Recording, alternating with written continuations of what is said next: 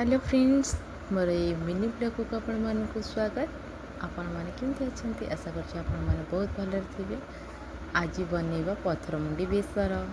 पत्थर मुंडी सुखुआ को हमें भल से धोई धाई करी ता काटी छड़े दबा तापर कड़े गरम गरम करी तेल पकई दबा। आ कहला तो पाठ नाल आसी जाउछ कहि परनी।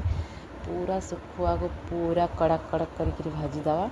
भाजी सारा पर मो जो मसलाटा देखा आपण मानक से मसलार पियाज रसुण टमाटो सुखिला लंका जीरा कंचा जीरा ये पकईकरी मो पेस्टा बन देची।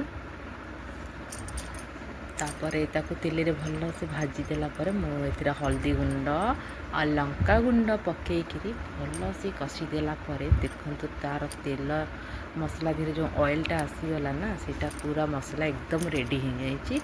तापर आम धनिया ये गरम मसला पकई देवा। गरम मसला पकई सारा पर से पत्थर मुंडी सुखुआ को जो कड़ा कड़ा कर भाजी थे ताको से मसला रे पूरा झलामला करदेवा। झलामला कर देखो एकदम मसलाटा केते यूनिक लगुच पूरा परफेक्ट हो जाए पूरा। तापर प्लेट रे मु देखंतु किमिति हेछि मोर पत्थर मुंडी बेसर मसला निहाती कमेंट रे कहिबे। रहुछि बाय।